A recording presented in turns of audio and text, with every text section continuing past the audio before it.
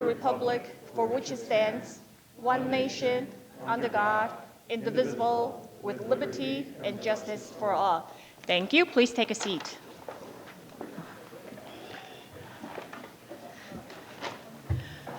Okay, the first agenda item is going to be the presentation of the Regeneron semifinalists, and we are going to have Ms. Heather Hall, the lead research facilitator for Syosset High School, to introduce the two semifinalists.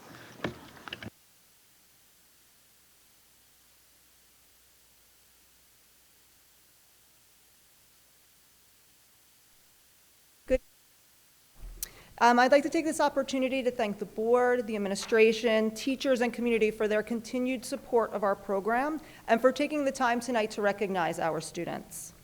As our program continues to grow, this year we entered over 41 projects into the Regeneron Science Talent Search competition. At an average of around 90 pages each, that's thousands of pages and hundreds of hours of work by our students and our staff. It is my honor and privilege to be here tonight to introduce two of our outstanding research students who were recognized by the Science Talent Search. The STS program has been supporting high school research since 1942. The students here tonight were selected among the top 300 high school research students in the country in another year of a record-breaking number of applicants to STS as well. Each student will present a brief summary of their project for you. Our first student is Michael Wren.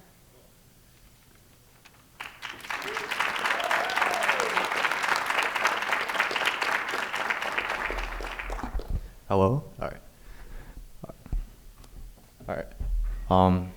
Hi, I'm just trying to get myself adjusted here. Hi, again, my name is Michael Wren. I'm a current Syosset High School senior, and it is an honor to be here in front of the Board of Education, and here's a little overview of what I did. So, a brief background, antibiotic resistance is currently a growing issue, and it's projected to cause over 39 million deaths by 2050, and it's a huge problem because right now, current methods for antibiotic screening are far too slow or costly, taking up to 96 hours or nearly $5,000 to complete. And this is a huge problem, but I looked into a new technology called MALDI-TOF MS, which can analyze bacteria in less than 40 minutes for a mere 50 cents. But the problem is that it hasn't yet been applied to antibiotic screening. So for my Regeneron STS project, which was in computational biology, I added a machine learning layer on top of MALDI-TOF MS that allowed the MALDI-TOF MS analyses to be used to predict antibiotic resistance. And I was able to achieve high accuracy metrics up to 0.97, and this is significant because this means that in the future, my technology can be adapted for rapid, cost-efficient antibiotic screening. Thank you.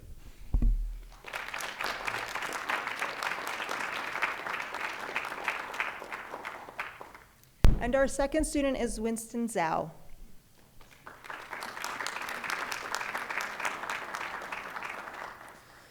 Hello, my name is Winston Zhao, and today it's an honor to tell you a little bit about the machine learning climate science research that I did for my Regeneron project.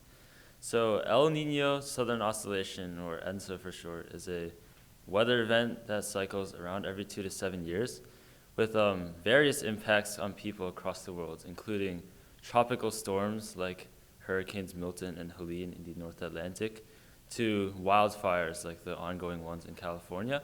So given these risks, accurate prediction measures are vital to ensure safety of people worldwide. So my study aimed to enhance the accuracy of predicting machine learning-based ENSO forecasts by designing a novel pre-processing technique that, number one, reduces computational stresses, number two, improves accuracy in forecasting both ENSO phase and strength, and number three, holding applicability in climate phenomena outside of just ENSO. So to evaluate my results, I compared it to a baseline machine learning model without the pre-processing techniques, and you can see tangible improvements in almost all metrics, including a 170% increase in hit rate and a 145% increase in success index. And compared to the current state-of-the-art forecasting models, My model achieved up to an improved 93% correlation and a 94% hit rate, indicative of state-of-the-art performance in short-term forecasts, as well as a lot more reliability in real-world application. Thank you.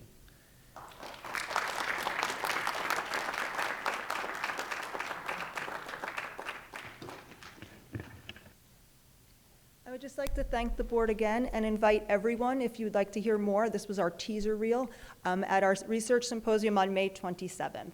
Thank you.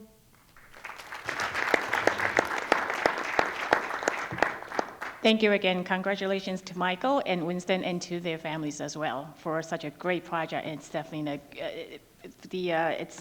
an honor for our district, and then it also proves that our research program it's doing very, very wonderfully. Thank you.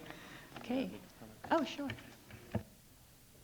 So I'd just like to echo Ms. Chang's comments and also note that the program has grown, but the number of students who are entering research quality projects has also grown.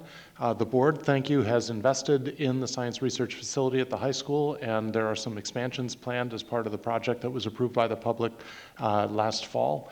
And that will make it possible for even more students to do their research on campus, which I think has led to the growth that we've experienced now, because we take away some of the challenges of transportation in the program. So it just opens up opportunity to even more students. So I'd just like to thank the board for its investment and the community for its support of this program. Okay. Thank you again. Okay, and we are going to continue with our monthly meeting, and it's going to be the budget information presentation, and you're more than welcome to stay for the presentation. Otherwise, this is a perfect time for you to make a graceful exit. Okay, all right, so we are going to have Dr. Rufel, the Associate Superintendent for Business Services, to present the budget for us.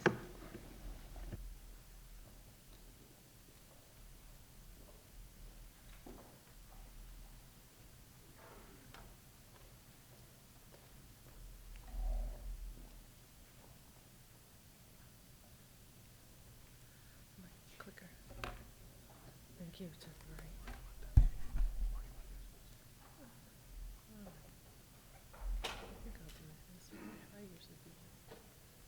Thank you.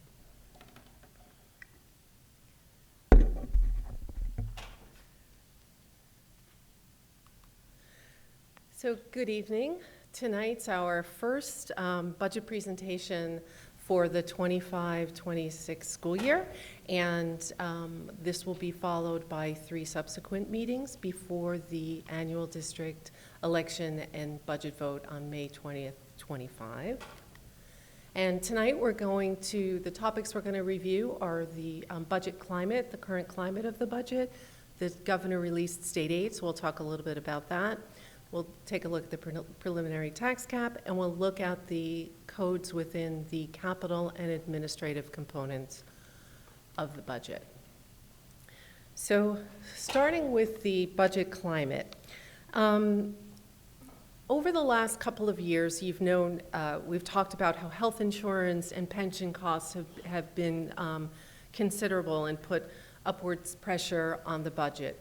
And we have had some relief in terms of health insurance in this current year. The actual rates came in under budget, and the pension costs, at least TRS, have come down a bit, but they are certainly still a factor in the budget increase. We are still dealing with inflationary pressures for a school district that impacts pretty much all of the goods and services that we buy for our students and in our classrooms, as well as our facilities and our operations. We also, travel costs have skyrocketed, and as our students do really well in competitions, the costs for travel has increased, and that just puts a lot of pressure on the budget, particularly when we're subject to the tax cap. We had a fairly substantial increase in insurance in this year, and that is projected to continue into the next year. We also are concerned about transportation costs. As you know, school districts each year have the option of renewing their contracted transportation at CPI. presuming that both the district and the contractor are willing to do so. And our contractor has indicated to us that they cannot renew or they will not renew at CPI, and so the district has no other choice but to go out for an RFP, and we have released our RFP. And typically, in certain environments and markets, an RFP can bring competition and results in cost savings. Unfortunately, in the world of school transportation, that's really not, there's not a lot of players and in the market, and it is typical when a school district goes out for a bid or an RFP that the current provider is the only bidder. And I think the situation has even gotten a little more difficult and consolidated, as, for example, our current carrier that was a local carrier was taken over by a national firm. So I think there's just even less players in the market. And some of our neighbors have had some substantial increases in their transportation proposals when they've gone out for RFP this year. And then we've been talking about our enrollment shifts and how that's put also additional pressure on the budget. And again, that's not something that's occurring in other districts, and it does make it difficult to meet under all of these other circumstances.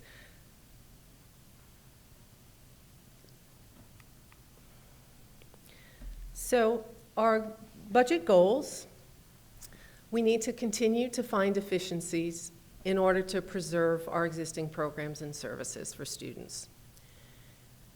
We are going to continue to support the social and emotional well-being of our students. We've made investments over the last couple of years to increase their supports to our students, and we plan to continue that. We plan to complement our capital bond work with some smaller scale facilities projects and time our projects so that they work well and in conjunction with our capital bond work.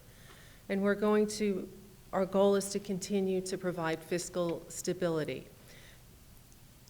We know that having strong reserves and using those reserves has helped us manage both the enrollment growth, it helped us during the pandemic, and it also helps us in our borrowing costs to investors who purchase our debt. It helps keep our borrowing costs low.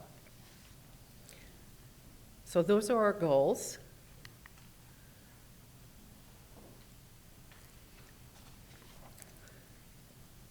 And we'll pursue those goals under the tax cap, and it is the 15th year of the tax cap. And this is the preliminary tax cap for us is 2.52%. And what you see up there is the Office of State Comptroller's tax cap section of their website. And while all boards of education do not adopt budgets until April, we are required to submit a preliminary number on March 1st of both our preliminary tax cap and what our proposed levy will be. And I will submit on March 1st for the district, and for our proposed levy, I will put us right at the tax cap.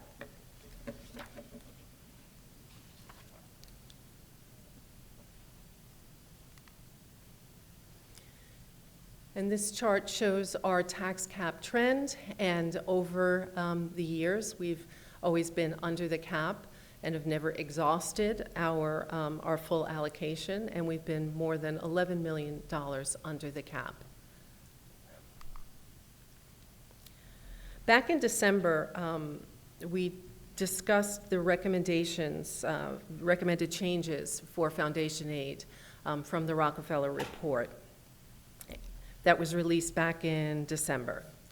We mentioned that the report emphasized the importance of taking a multi-year approach, and that we would need to see what the governor's budget would provide in terms of which of those recommendations they would be implemented.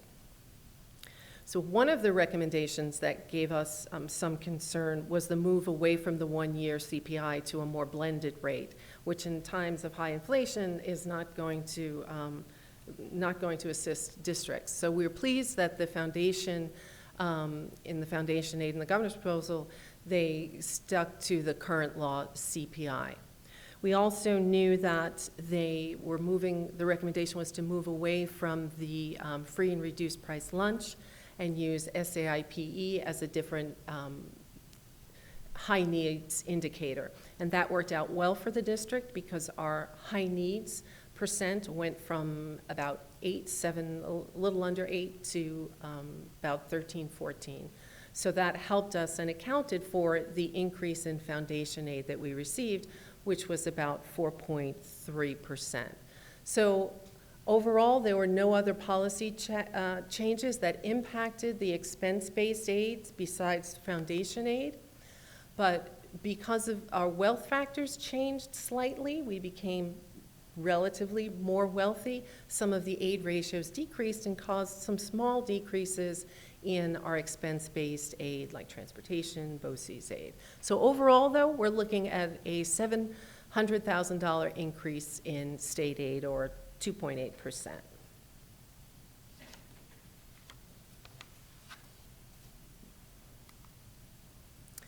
UPK, we, in our state aid run, even though it is fully grant funded, there is a presentation of your UPK, and it looks like that we will receive a similar funding level as this year, 1.67 million, plus Dr. Wojcik had acquired a grant for the district that we received this year, and it looks like we're going to get that next year.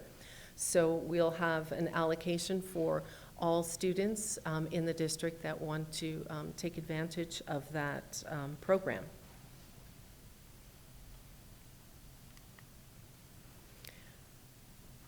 Now we're going to go into the capital section of the budget, and the capital codes account for about 14% of our budget, and they include the operations, the custodial staff, security. They also include all of the capital work that the district performs. And before I get into the specific codes, I just wanted to clarify the way districts do capital work and which are included in the budget tonight. So some capital work that is done is part of the maintenance budget. They tend to be smaller scale projects. Then there's transfer to capital, which tend to be larger scale projects, and those two are within this capital section. Then there's the use of the capital reserve, and that would be via a proposition, or you can do a bond issue. And the expenses for the bond issue, like the debt service, principal and interest, would be part of this as well. So, in summary, the draft capital codes increased by about $425,000, or 1.3%. The increase is driven primarily by contractual salary adjustments and overtime as relates to capital projects. This increase is partially offset. You can see a little decrease in the TANs. And I want to go over just a couple of the variances.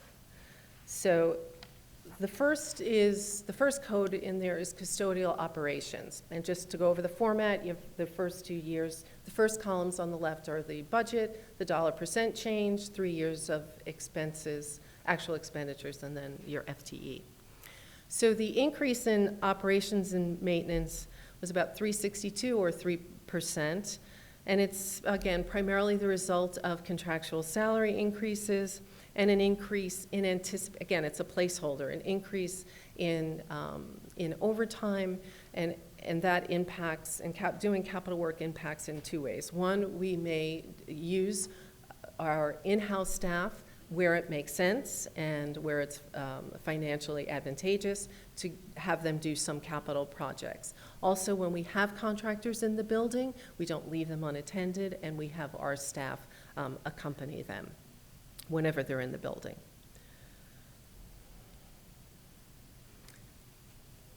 Overall, if you look at the utility lines, 400, 420, fuel, electricity, and natural gas, we're basically flat.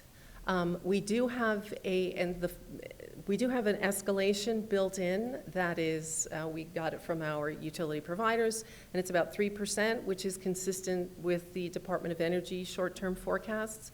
And it's coming flat because we have a little bit of a surplus this year, so when you build in the 3%, it's relatively flat.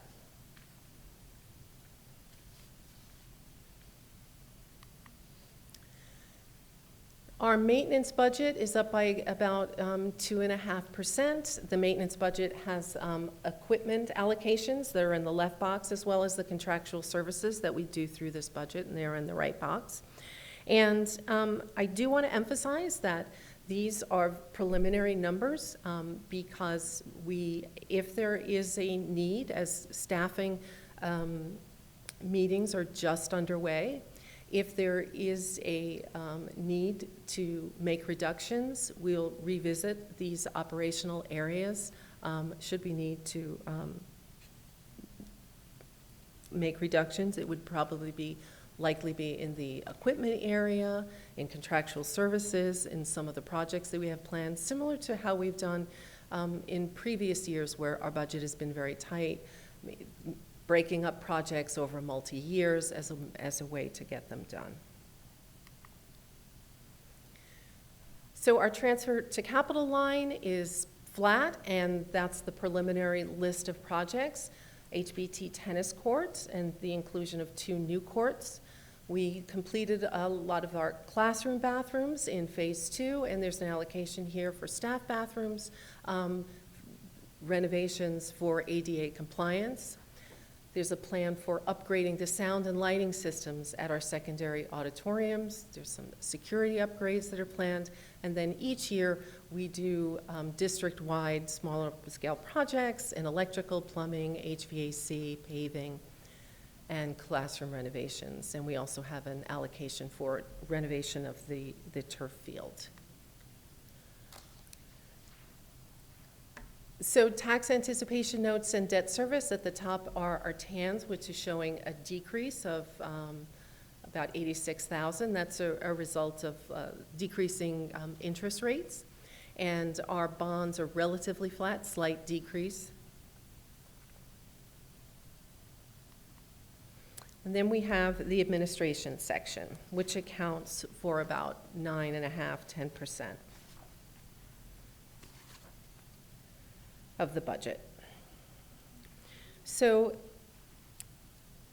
in addition to costs for school level administrators and central administration, there's costs in here for IT, printing, mailing, professional services like attorneys and insurance and printing and mailing, and our auditors. So overall, you see there's an increase of about 4.7%, and that's compared to the current year budget, and it's primarily attributable to expenses for liability insurance and then shifts in administrative staffing and increased expenditures for technology and software. And if we want to look at specifically where those variances are, there's actually a negative variance first in district meetings. That represents this year, the budget had 2 votes, and next year we have 1 vote, so you see the decrease in the expenditures for that. I started to talk about insurance. We are forecasting an 18% increase. We were under budget this year, and so we've included an escalation which was given to us by our carrier.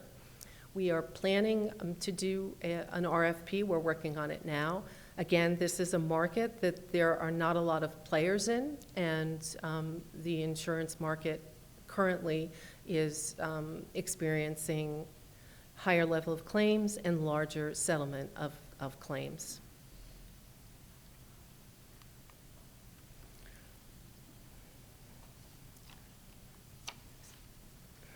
Central data processing increased about 278,000 or 10%, and most of that is due to purchases that are planned through BOCES. A large component of it is software licensing for AI in education. as well as upgrades in our TransFinder, our transportation routing system, and some automated workflow forms are planned as well. Curriculum and supervision, overall, the two codes at the bottom increased about 280,000 or 2.78, although there was movement between those codes. The first one, 2010, includes expenses for the coordination of curriculum. And that decreased by about 4.25 or 14% as a result in a shift of administrative positions from central office to the schools. And this decrease was partially offset by, again, planned increases in curriculum writing to support AI pilots, our shifting graduation measures, and curriculum mapping, and again, the middle to high school transition. And you can see the offset to some of that decrease is found below in Code 2020, which is supervision, which includes the salary of principals, assistant principals, as well as the office staff in the building. So supervision 2020 increased by about $705K or 10%, again, due to the shift in administrative positions. And that provides more direct supervision and support for curriculum and teaching. And again, they totaled 2.78 in total. So March 10th, our next meeting, will focus on the program section of the budget, and we'll also take a look at benefits. We'll go through, we'll have a better sense of our other revenue streams and our reserves, which I will be recommending using again to offset some of the increases that we're going to see on the benefits side. We're going to likely have updates to the codes that we presented tonight and perhaps updates to the tax cap as well. Okay, thank you, Dr. Rufo, for the presentation. And are there any questions from the board for Dr. Rufo? Okay, Mr. Greco? Thank you, Dr. Rufo. I feel like I thank you every year at this time because I feel like it's such a difficult year, and this year is probably like no other since I've been sitting up here. So thank you. You mentioned when you were talking about the unallocated insurance line, 1910, that includes all of our risk insurance across the board, the 1.9 million, okay. Correct. And then you also mentioned on your last slide updates to the tax cap, and I noticed that 6 of the 7 years, last 6 of 7 years, we've had tax caps well over 2.5. Is there something you're expecting by way of maybe changes to pilots or changes to some of the, the capital tax levy exclusion that may actually kick that up a little bit in the next month? The only item that I would anticipate, our pilots are in, so those are a known quantity, and we did have a little bit of an uptick in pilots. We have to make we have to do an adjustment to building aid. So we have a building aid number that we get from the state, and then we're looking at projects, and the state isn't aware may close by June 30th, and we make adjustments. So in the next month, if there's any change and we feel like there's more projects that might close, that would get added as an exclusion. But that's really the only thing that would likely change. Thank you. Are there any more questions? Mr. Ostrick? Thanks, Dr. Rufo. The mention of overtime increases in the maintenance staff to do some of our smaller scale projects, how much fungibility is there in the sense relative to the bond? In other words, if we get to a project and we say, oh, maybe this is better handled as part of the bond contract versus we're budgeting excess to handle some smaller contracts, which maybe we initially think can be done more cheaply in-house, how much fungibility, how much ability do you have to scale that back, the overtime? I think that as we go through, there's often changes that we make for a variety of factors, changes that we make in the timeline and in the way that we complete projects.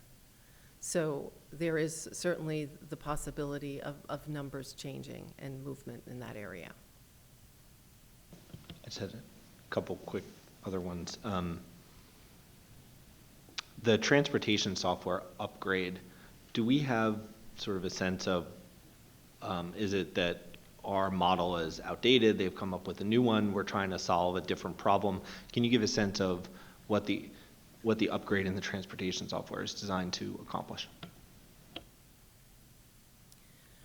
We have been working with our transportation contractor to on several fronts. One is to have more real-time GPS data that we have access to. So there's some upgrades that need to happen.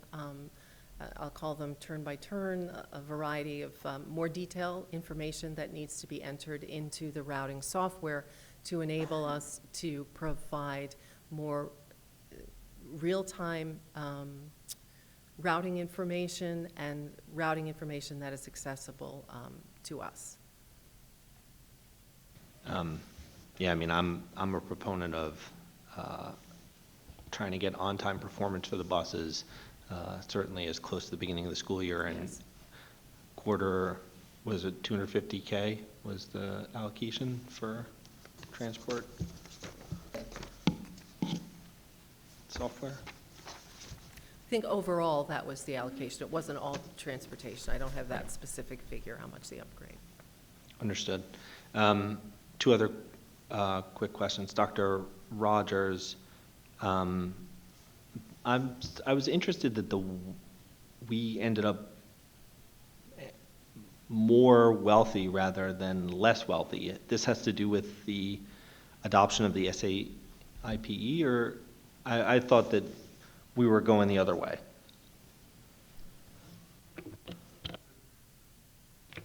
It's a good question and an astute observation. So one of the things that happens in New York State, roughly a third of the children are in the New York City school district, a single school district. So a lot of what happens with school district wealth is either driven by what's happening to wealth within the boundaries of the school district or where you are relative to New York City.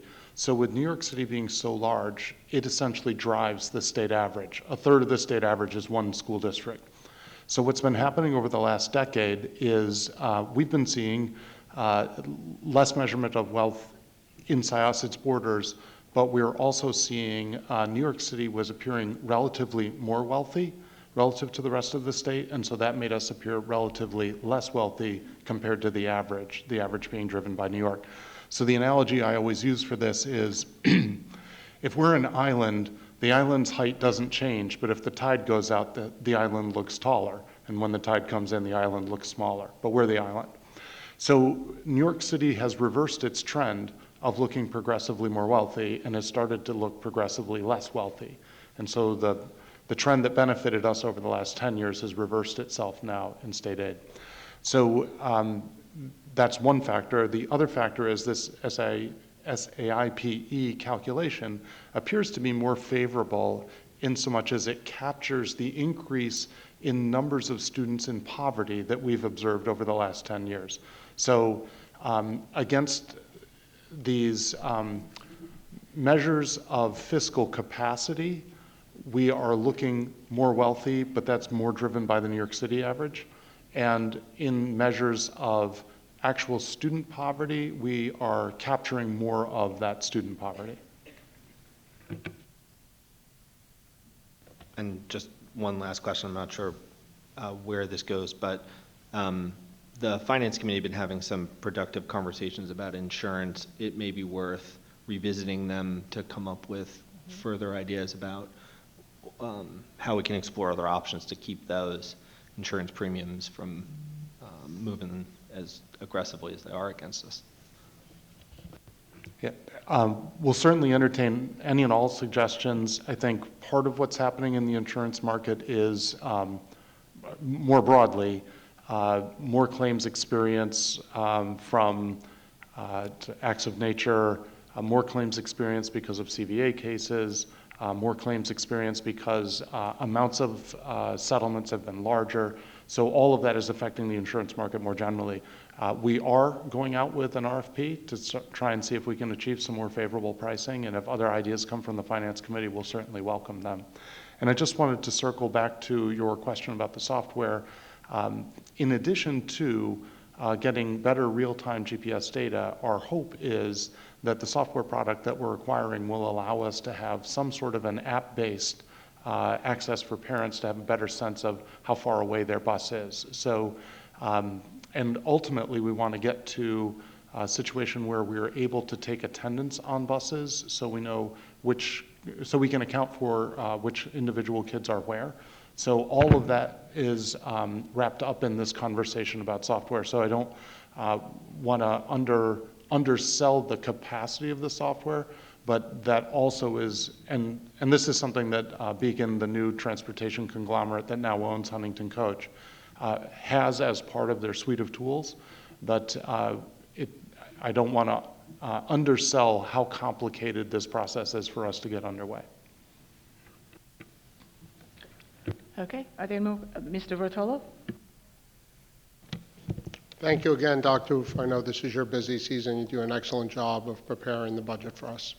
I wanted to kind of piggyback on what Jack had also said, which I think I've brought this up so many times, and Dr. Rogers just elaborated on the app. And obviously, with having very little options with our transportation provider, eventually, at some point, do you think it's realistic that we can have that app not only to track our students and parents know where they are and what time the bus is, but at some point, can we use that app to kind of look at the routes where, make the route more efficient, so therefore we would need less buses, save fuel costs? Is that a possibility somewhere down the line? I know I ask for this all the time, but.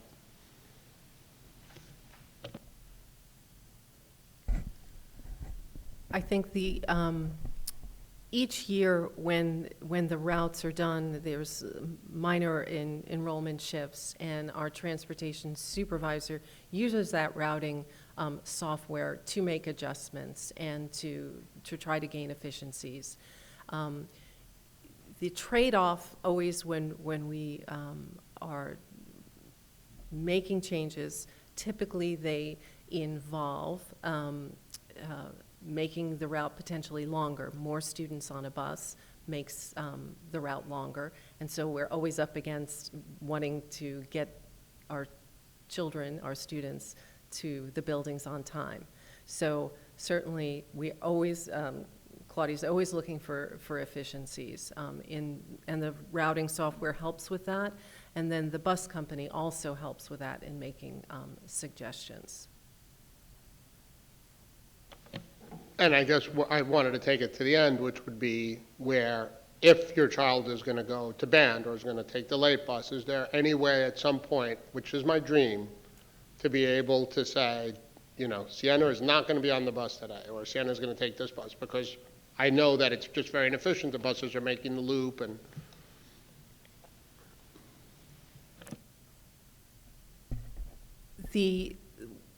Dr. Rogers talked about the attendance feature, the swiping on and off the bus.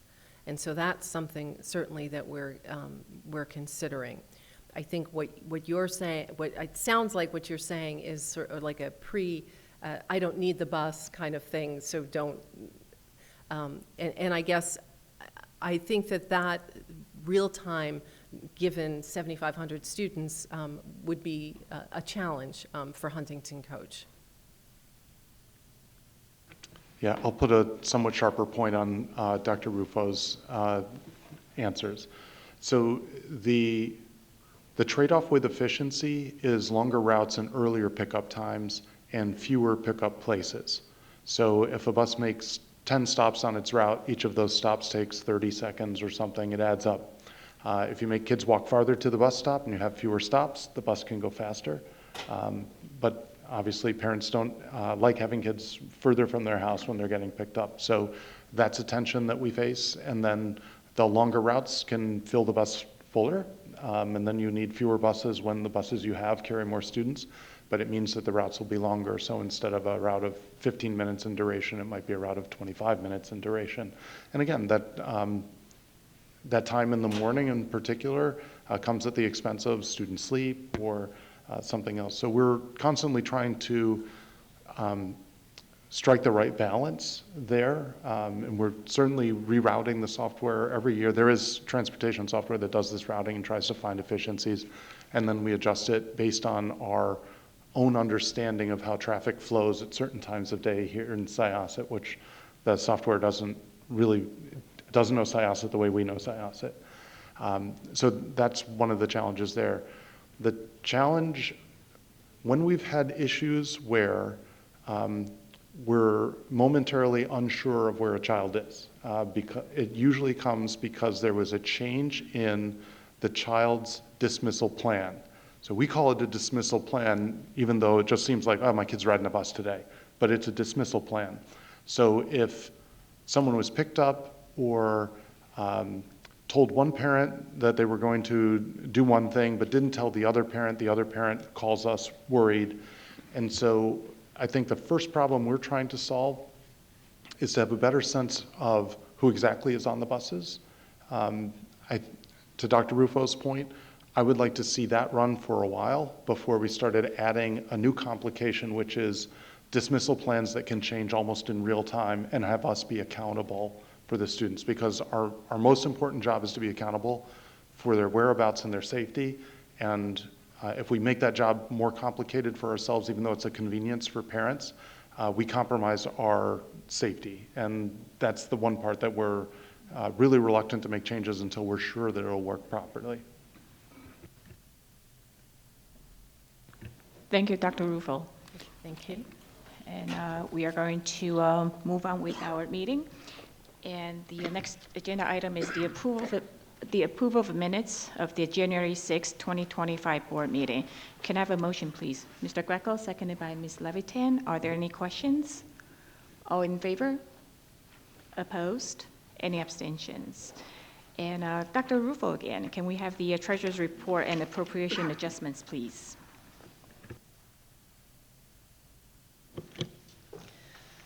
As indicated on the treasurer's report, the cash on hand for the month end December 2024 was $129,416,615.44. It shows that bank balances for all cash accounts were reconciled to the book balances and were collateralized in accordance with the district's banking policy and investment policy. Okay. Thank you, Dr. Rufo. Can I have a motion, please?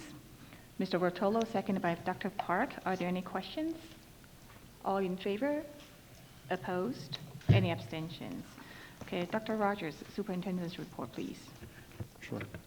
Thank you. We've been alluding to this presentation for several months now. As the board is well aware, the Board of Regents, which is the statewide body that has responsibility for education in New York State, has been examining a revision to the graduation requirements dating back to before the pandemic. So their work on the updated graduation requirements took a pause during the pandemic, but then resumed. The state has solicited lots of feedback. They established a Blue Ribbon Commission, and so we sometimes talk about this as the Blue Ribbon Commission's report. And that Blue Ribbon Commission, thousands of hours of work, and then has put out a report with changes in the graduation requirements. So we're early days in this conversation because the state's report gives us sort of a high-level sense of the direction that the state is going in, but it's not granular enough that we would be able to have conversations about how many credits of X and how many credits of Y will be necessary for graduation. And one of the challenges in all of this, as you'll see from the presentation, is as these graduation requirements are evolving, the good news is that they're moving more towards skill than necessarily content acquisition. So it's not just about regurgitating some facts, but it's about having some skills. The challenge is that skills are harder to assess than content. So one of the challenges that we'll all have to work through as a state, as a district, is how we assess these skills as students are held accountable for those skills in order to graduate. But it is a change in direction that is similar to some of the work that we've been doing here already, and in some ways, a lot of our work has anticipated where the state is going. But to get us into a little bit more detail, Mr. Steinberg will share with us some of the State Ed Department's work. Okay, thank you, Dr. Rogers, and good evening to the Board of Education and to my fellow administrators here tonight and teachers and the community. So this is a great opportunity for us to start digging in a little bit to what the plan has, the state has planned in order, what they're saying, to transform graduation requirements here in New York. And so before we get going, just a little bit of a historical context. Back in 2019, the Board of Regents, they established the Blue Ribbon Commission. The commission basically was charged with coming up with what these graduation requirements could look like, with three basic focus areas: an area on program requirements, learning experience, and how we're going to measure and assess moving forward. That commission went out, did about 19 or 20 or so different regional meetings with all stakeholders, took all sorts of feedback in, and it was then in 2023, November, that the Blue Ribbon Commission was able to present 12 recommendations to the Board of Education, the Board of Regents at the time. The Board of Regents then asked the state to come up with their plan and what is their vision to transform now our graduation requirements. And it was at the June 10th meeting that that presentation was presented to the Board of Regents as well. And just on a side note, these presentations that the State Ed Department did are linked on this slide for future reference to go deeper into those presentations. And most recently in November, we got to see what the state's timeline is going to look like in terms of when these things are going to happen, how they're going to impact the schools, and how they're going to impact certain cohorts of our students. So we'll take a few minutes tonight to sort of go through what these major transformations are, and then we'll look a little bit at how that might impact us moving forward, and as Dr. Rogers alluded to, how we're sort of already positioned for a lot of these changes sort of ahead of that game. So there are 4 proposed transformations by the state. The first is to adopt a new portrait of a graduate, which we'll take a look at shortly. The state was going to be moving to 1 high school diploma. Currently there are 3. We'll talk more detail about that in a little bit. In order to do that, they're going to have to sunset the current diploma assessments and requirements. And finally, there's going to be a redefinition of credits and then the actual learning experience, what the state is going to expect. So we'll jump into, right off the bat, the portrait of the graduate. It's interesting here because this is what the state has released. They released these 7 components of a graduate. And when we look at the different components here, they do very much align with the conversation we've been having here in SIASA for quite some time. These are things that we've been talking about in terms of the heuristic skills that we're looking to teach our students, we want our students to gain. So this should feel familiar to us. The nice thing for that, the state has not yet released any definition of each one of these components. They have not released any kind of assessments to measure these just yet. So this is what the state has put out there. The opportunity for us, though, is that we sort of create within these components and continue to do the work that we're doing moving forward. So before we get into what the changes are, a quick reminder of what the current model looks like. So the current requirements from high school, there's a credit requirement which requires 22 credits earned through units of study. So a unit of study is based on a Carnegie unit. So one accredited course would be 180 hours a week. 108 hours over the course of the year, 180 minutes per week, and that would then earn the 22 credits. There are 3 types of diplomas. You have your Regents diploma, your local diploma, which both require the assessment requirement of at least 4 Regents exams. In most cases, it's going to be 5. So there is the option currently where you could take the 4 and then complete what is called the 4+1 pathway. There's 7 different pathways in which students can complete that. But traditionally, especially here in SIASA, kids are taking the 5 Regents exams to get that Regents or local diploma. And then there's the advanced designation on the Regents diploma where students would take upwards of 8 Regents exams. The other piece to notice here is that currently districts can add local requirements to graduation. So districts might have different types of requirements. Some districts could have community service hours as a graduation requirement. So a student currently could meet the state requirements, the credit requirements, the assessment requirements, But if they don't meet, let's say, a local's requirements, like a community service requirement, the district has the ability to hold back that diploma.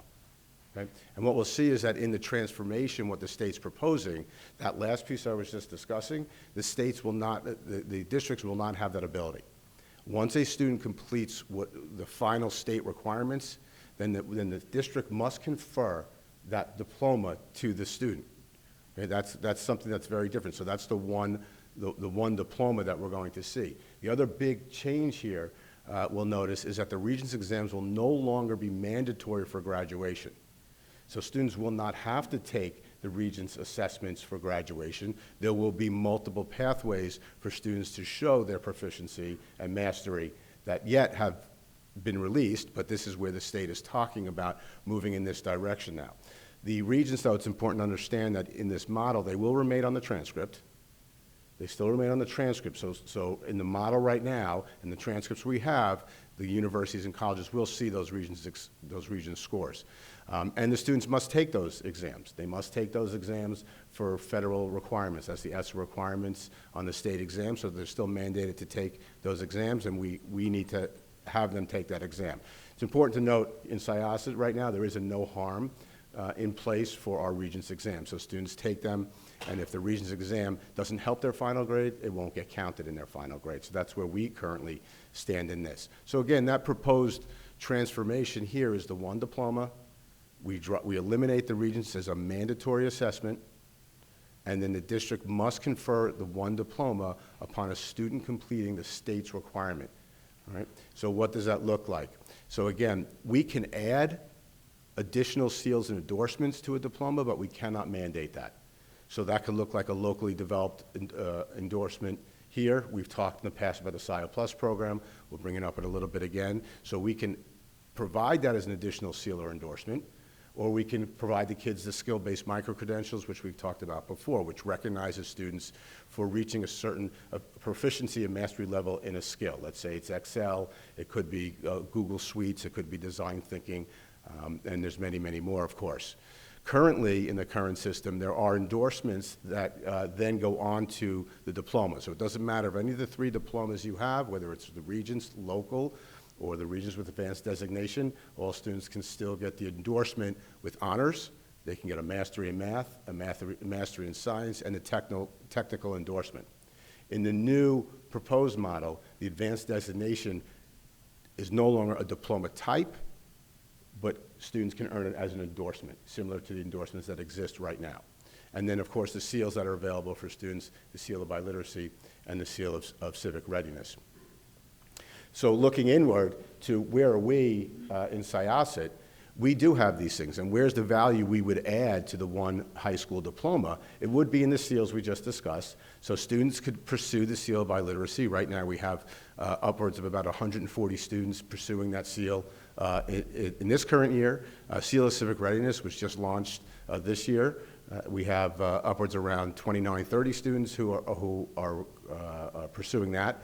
And then we have our SIO pathway endorsement program we've talked in depth about, and we offer 4 different pathways for the students. The pre-engineering, we have the accounting and finance, the business management, and the most recent one, which is the fashion marketing and merchandising pathway, where our students can pursue those. And if you see underneath, then there's those skill-based micro-credentials that students can earn not just by being part of a pathway, but those credentials can be included in any course that we offer.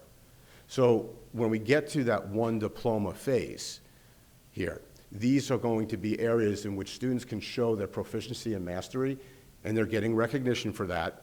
It's not diploma required. It's not a graduation requirement. It's just another way, a multiple way for our students to show what they've accomplished and what they're able to do. In addition to that, we also have credited programs and internships, and we have credited work-based learning programs. And those programs now are currently in effect. We probably have somewhere in the range of 30 to 40 students who take advantage of the internship program, ranging from medical fields, business fields, that students are doing that. And a similar number of students who take place and participate in the credited work-based learning.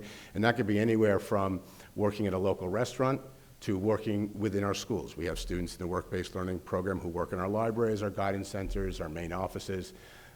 These are two areas, too, where there could be a lot of growth. We have the ACER certificate on the PowerPoint to indicate that we have students working with our IT department, and they're actually earning ACER certification through that work-based learning program.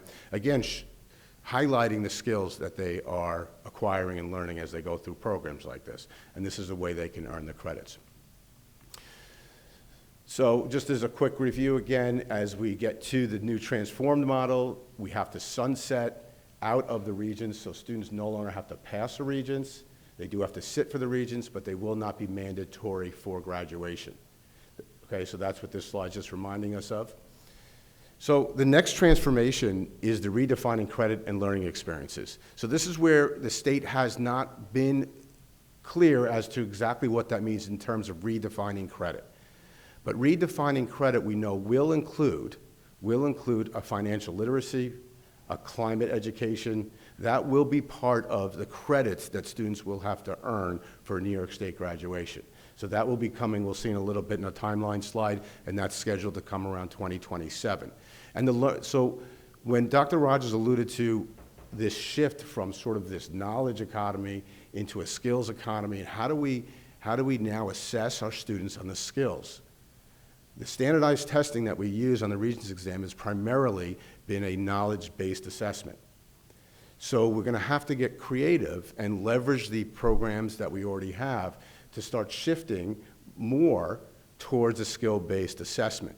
So this gives you an idea of what the state thinks that might look at, what that might look like. And that looks very similar to what we already have going on in our schools. So this becomes a place, you see the state thinks a work-based service can be a place where this can happen. You'll have the approved CTE pathways and then credentials and seals. So it kind of shows that the work we've been doing, we've been ahead of this curve, and we have set up our students for success along this way. So what might this look like? So this picture here, if you look at the center of the picture here, this is looking at New York State graduates are effective communicators. So effective communicators was one of our 7 portrait of the graduate components. And this is intended, and the state released this, to show the student on the left and the student on the right showing proficiency in the same component, but getting there through different pathways. So where the student on the left is earning a seal, they're completing a capstone project, and they're completing their English composition course, and that assessment showing that this student is an effective communicator. On the right-hand side, the other student took a different pathway to show their proficiency in effective communication and being a CTE program, passing the English Language Arts Regents, and then some sort of summer internship to get there. And that's as much detail as we've gotten from the state in terms of what they might be envisioning. What this looks like. There isn't any rubrics yet. There aren't any standards around this yet. That's all going to be coming as per the state. Okay, so we're going to be looking out for all of that. And I think it's probably at this point important to note that part of our goal here is to just jog alongside these changes and not to do anything too drastic, to change anything too drastic, but to ensure that our programs are aligning with the information that we have so that as things evolve and as things change from the state, we're at the ready. So what is that going to look like? So the state has released their phased implementation of the transformations. And if we start from the left-hand side in the current school year, so we're supposed to get a finalized portrait of the graduate. That's probably most likely going to come more towards the fall in terms of the definitions of the components. And then there is this exemption in place for diploma assessment requirements for major life events. So that's something that went into play for this current graduating class. And as we move through the years, we're going to see the details of the new requirements coming in the next year or so. And then in the 26-27 year, that's when we're going to get the rubrics and the guidance on the portrait. And then that's when the financial literacy and climate education will be required starting in those years. And that's scheduled to start in the fall of 2027. So we currently, let's say at the high school, we have a personal finance course that's already running.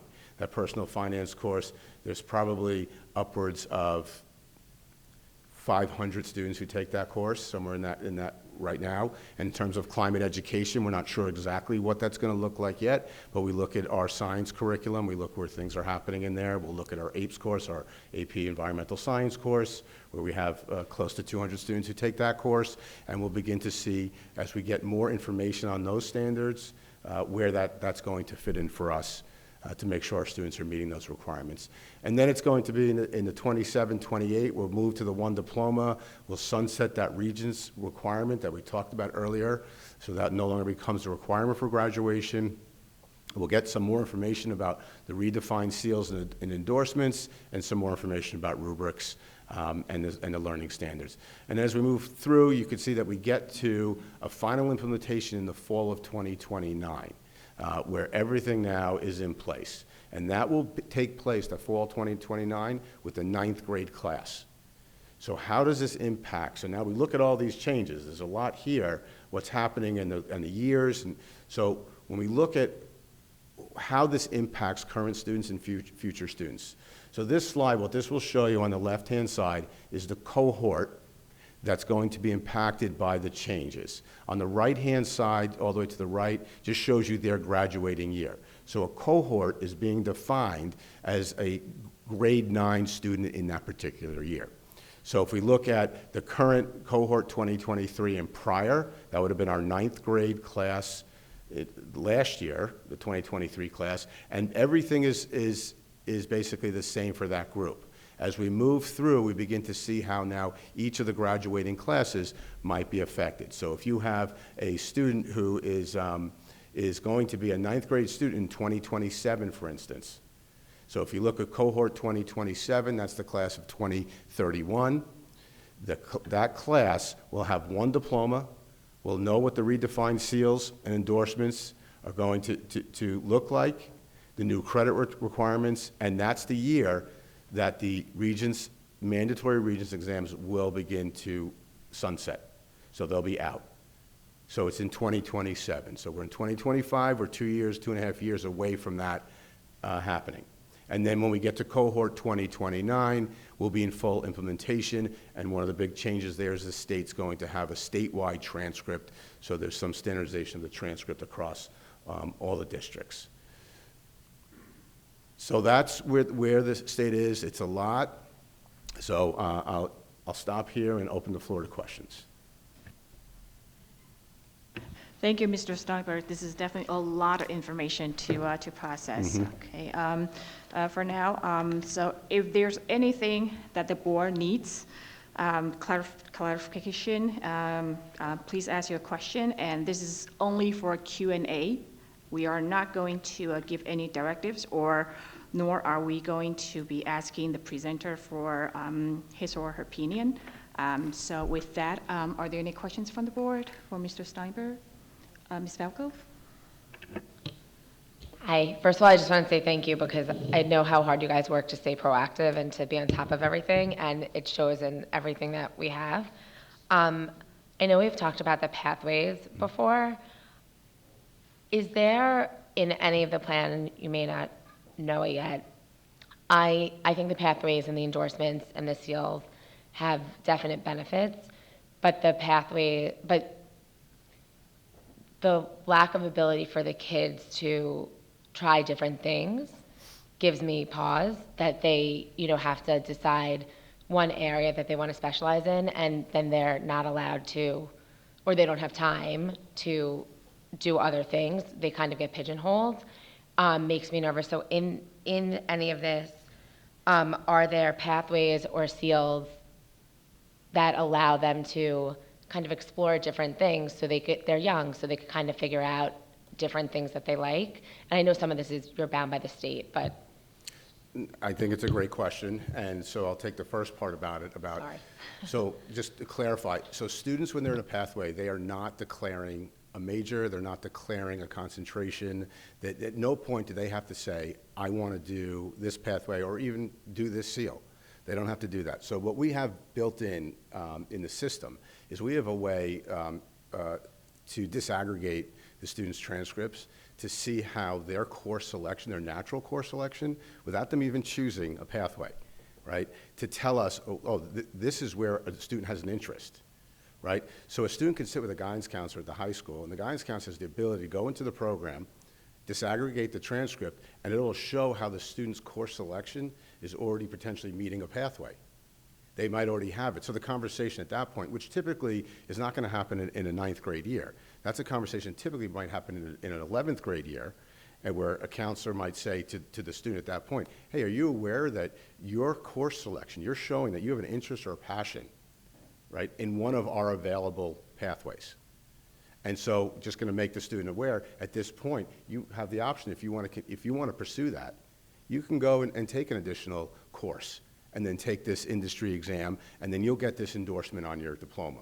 So it's never forced on. Students are not being forced into a pathway. The intention of the pathways and the SEALs is to provide the students with the choice, to give them that choice, and to help show them that some of their choices that they're making in their coursework, they're expressing through those choices where their natural interests and passions may lie, right? So we don't want to lock them in. That's the opposite of what we want to do with any of these programs. Same thing with the SEALs. This is the first year that we are able to offer a graduating class endorsements in our pathways. And we have 39 students. We have 39 students who unknowingly completed the coursework for these endorsements. So we recently just had the guidance counselors reach out to these students, inform them of that, let them know that they can take now the industry exam so they can get that endorsement this year on their diploma. And they didn't even know that they were eligible to do that. So that's more of the philosophy that we're going with the program. Okay, good. I'm sorry. Are the pathways all specified by New York State, or can we make our own pathways? Yes, great question. So early in the presentation, when I talked about local endorsements, and it was much earlier here. So on this slide here, we talked about locally developed endorsements. So yeah, the answer to your question is yes. So the current pathways are New York State CTE approved pathways, and we have to follow certain criteria in order to get that approval from the state. And it's a lengthy process. It takes about a year to get those approvals to implement. However, we do have the ability to create our own local ones. So there is conversation happening to creating healthcare pathways, health profession pathways. There's conversation about creating education pathways. And how do we do that given our current courses and looking how students are choosing their courses. So again, not saying to a student, oh, you're going to go into a health profession pathway, you have to determine that in 9th grade. No, it's when you're in 11th grade and we're looking at and disaggregating your transcript and saying, oh, you've shown a natural interest in the health professions just by the courses you've taken. So when we're developing these pathways, we want to design it from that frame so that we're designing them almost around what the kids are doing and recognizing them for the interests that they're pursuing, as opposed to forcing them into, a school. You might see some of these programs, in education where students are being asked to say, okay, you have to pick one of these, specialized schools that you want to be in. That is not what this program is intended to do. Yeah. Ms. Abramson? Hi, I just wanted to first thank you. This is informative. I think there's a lot of really good stuff also. I agree with a lot of things Susan said, but I just want to, first I want to see if there are other districts that have started looking at this in the state and have had any pushback on the movement over here, because I have the same concern about the pathways, and I see it today in the honor societies and the different things, and they do decide very young. And I think when we implement this, it will become part of the culture again to decide your pathway very, very young. And that we do want to foster trying lots of different things, like even if it's not in their natural interest and they didn't know it wasn't interest, like did they take photography, did they take robotics, did they take something different that they never thought they would like and find a passion. I just am very concerned about it becoming a new type of culture where we are pathway driven instead of, and it feels very declaratory of your major. It feels like college. It doesn't feel like we're exploring all the things that we're supposed to explore before we decide things. So that's my concern. And the other concern is like a pendulum swinging. It's just, I don't want it to swing so far away and you lose some of the kids that are very I think it's so beneficial to create a whole child like this, and I think there's lots of good in it. I think there's a lot of children that will do extraordinarily well in that setting, and there are some that will also flounder in that setting. So I think we have to pay attention to that both ways. Yeah, and I think it's a great point, and I believe that's the point when we go to redefining credits and the learning experiences. The point of the multiple ways of providing students ways in which they can show their proficiency and show their mastery is so that we reach every student. So that students in the current system, they have to take these Regents exams, and we know there's some students that's just not, it's just not how they're going to, show us that they're successful and what they know. So the more variety we can come up with and the more we can create, the more opportunity we give our students to express themselves. And so we don't limit them. We're actually trying to elevate them and elevate their voice and meet them where they are. And that's going to be our work. That's going to be our work as we work through this. And not to shift that pendulum, as you say, all the way to one side. There's still plenty of students who, in the current system, are successful, and that's why the Regents aren't going away. There's still going to be an option for students who, that might be a great way for them to demonstrate to us their proficiency and mastery, and so continue down that road, right? But the opportunity before us is to really meet the needs of every single one of our students and give every one of our students an opportunity to show how, their proficiency and mastery in multiple ways. So the Pathways is not the end-all be-all. It's not. I know we talk a lot about it. But it is not the end-all be-all. It's just one of the newer programs that happens to be put in place. So we happen to be talking about it a lot, but there is a lot of flexibility in that program. Okay, we're just taking questions, so anything that you want to clarify on the presentation for now, okay? Are there any other states that have implemented similar programming that we have seen and how they did it and how it's successful and things like that? This is like a statewide, if it's so different from other states, how does it compare to them when we implement it? So when the Blue Ribbon Commission did their work, one of the things they did do was look at other state systems in coming up with their recommendations. So that was a lot of the work of the Blue Ribbon Commission they did at the state level, was to go to states and see what other states are doing. And we're one of, I think, only 2 states that currently have a Regents-style assessment tied to a graduation requirement. For our implementation of this, what we're doing is we're working, just to give you a sense, I'm in a collegial circle about this work with my counterparts from other Nassau County districts. We're in conversation about this. We're all talking about the programs that we currently have. We're trying to learn with each other to make sure that we're all staying sort of close on this and that we can create what we believe is not just in the best interest of our kids in our individual districts, but in our county, here together. So we're everybody's got eyes on this, and the conversations are happening to make sure that we're going to put best practices to this work. Once we get to the point where we get a little more clarity from the state. So from a process standpoint right now, we're really just starting the conversation about what the state's planning on doing before we turn it internal and really start doing our work towards it. So it's really, this is what we have now. This is where the state is, and I said it earlier, we're just going to kind of like jog alongside them until we get a little bit more clarity, and then we'll move into more in-depth work in how we move this. Okay, are there any more questions? Mr. Rotolo? Questions only, please. Thanks, Dave. Very good presentation. So just to clarify, my understanding that this is going to give our students more options to follow their passions and go into areas where they're interested in, and will this also help them kind of find the right path at either college or maybe not college for them? Yes, I think that what the state's intention here is to provide multiple ways for students to demonstrate their proficiencies and their masteries, right, which will elevate students' voice, because not every student, as we know, is going to be successful in a standardized test. And that can be very frustrating for a lot of students. And I believe from the state's view, becomes a barrier to a lot of students being able to graduate. And we don't really concern graduation rates here. We have very high graduation rates. So what we want for our students here is to make sure that they feel good about the decisions they're making, they feel confident about the decisions they're making, and have the ability to pivot off those decisions should they decide that's not the direction I want to go. right? And so how does a student then do that over the course of their time here? And then how do we assess that? But the more we can offer them to demonstrate their proficiency and mastery, the more students we're able to reach. And I believe that's really what we're going after here. And the students will feel better about themselves.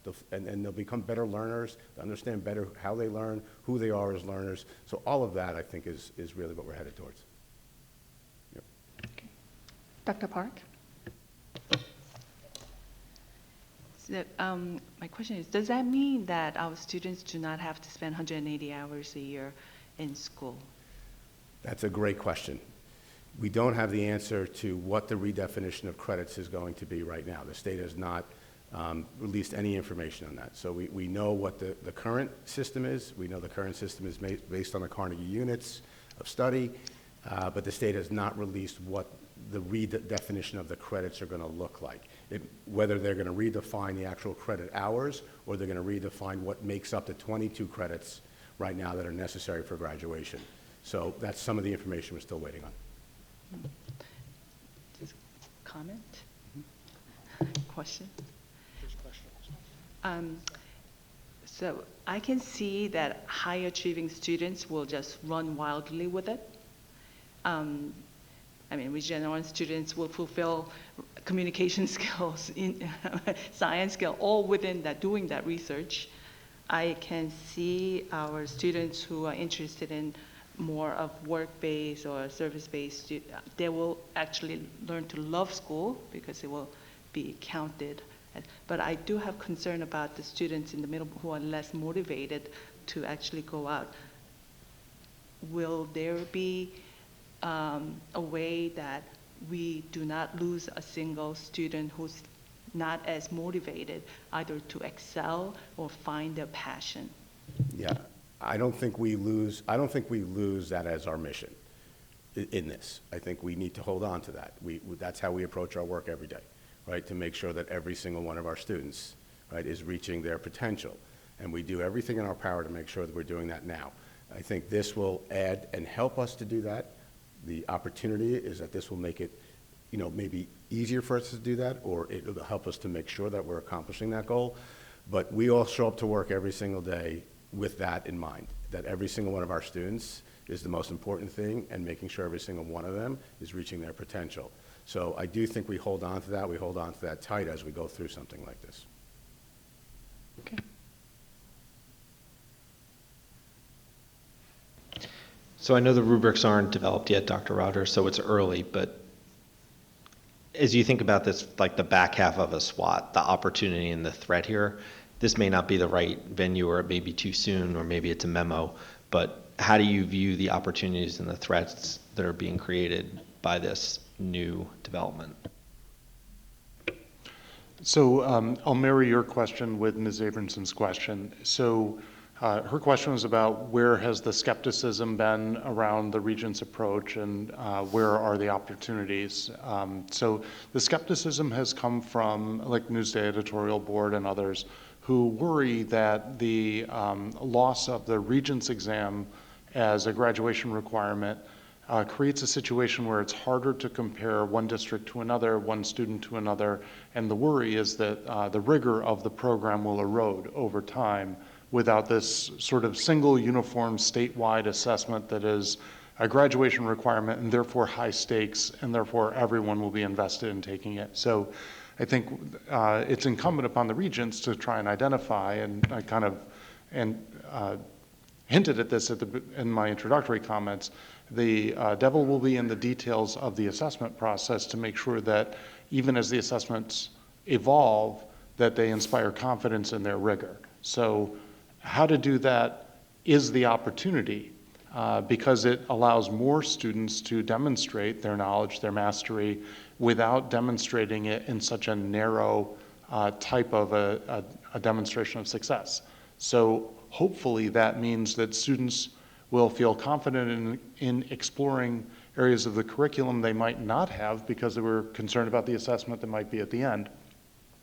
And if that assessment is really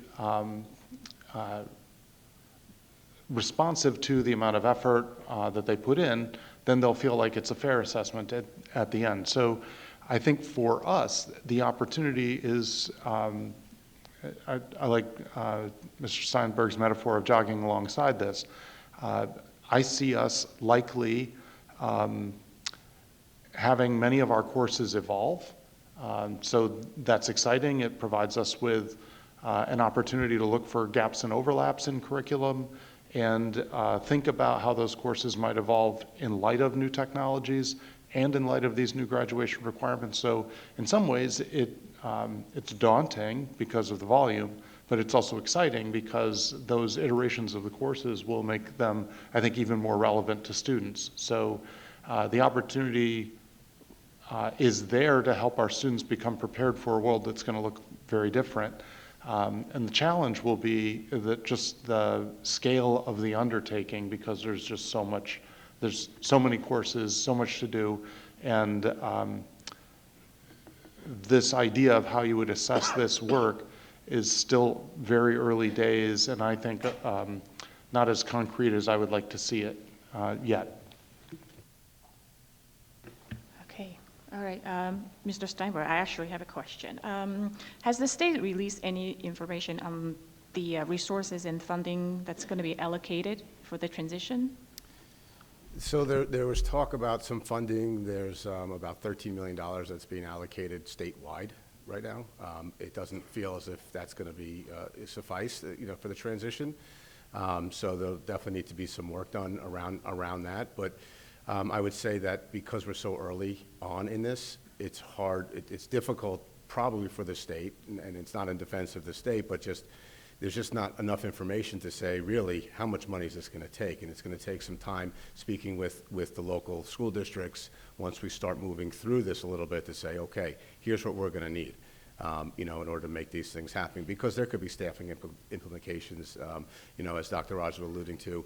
We're going to be looking at our coursework, and we talked earlier in the year about updating our curriculum guides, and that was primarily driven by our 8-9 transition, but it was also partly the beginning of us beginning to audit our curriculum descriptions and begin to now get a handle on those things. And in the near future, we'll be doing some scope and sequencing work around our coursework, which will give us the vision to see where maybe the redundancies are and the opportunities then exist within the curriculum so that we can start shifting those assessments.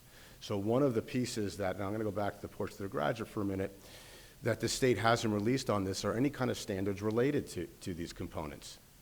We don't have any standards on the components, but it will be a requirement that students show proficiency in the components. And not necessarily a grade in the components, but a proficiency. So as an effective communicator, that's happening across our curriculum. We're not going to have a course in effective communication, but we'll start to look at the courses and what are we doing within our courses to help elevate those skills that help students become better communicators. And that is a big lift to do that work, and that's going to take us some time to do that. But we can't really dig into that till we get some more clarity from the state. That clarity then will come with more understanding of what really the funding the state's going to be able to provide for us. Thank you. Ms. Valkov? So I know you had said we don't want too many questions and we wanted to stay focused. So I have a ton of questions on the different pathways and the different seals and all that stuff. Are we going to have an opportunity at a future date to discuss more in depth the pathways and the seals and the different opportunities for the kids? Because I don't want to ask things that are off the rails for the conversation you want to have now, but I definitely want to preserve my right to have an opportunity to discuss more in depth pathways and seals and different things we want and opportunities for the kids. So I want to know when the plan is for us to be able to discuss that. We can definitely, for that, for future consideration at a board meeting, and then, with all the presentations that we have thus far, and then this will provide the board members a chance to look into all the information that's already in front of us, and then we can definitely have that in future as a discussion item. If you want. Okay, so yeah, so I would definitely, so if we could put a note to add that to a discussion item on what we want to see happen and different things that we think are important in regards to this, that would be great before it gets too far, Sure. too Okay. far into the future. Okay. Are there any more questions? Okay, all right, thank you. Thanks again, Mr. Sniper, for your presentation. Thank you. And I would just make the point that I think we're going to end up, because of the scale of this undertaking, I think we're going to end up having lots of conversations about this. So I see us circling back to this as the state releases more information about what the standards are for a critical thinker or a global citizen, and then thinking about where those things already exist in our curriculum and where there are opportunities to embed them elsewhere. I could see us talking about, as the graduation requirements themselves start to shift with each of these successive cohorts, we'll return to, okay, because the graduation requirements are going to change almost every year until 2029, we may have to have some interim kinds of plans before we get to the final. So we may say this is going to be our bridge plan for how we're going to do this in the short term, but our goal is to bridge to the 2029 plan. So I just anticipate this being an ongoing conversation just because of its scale.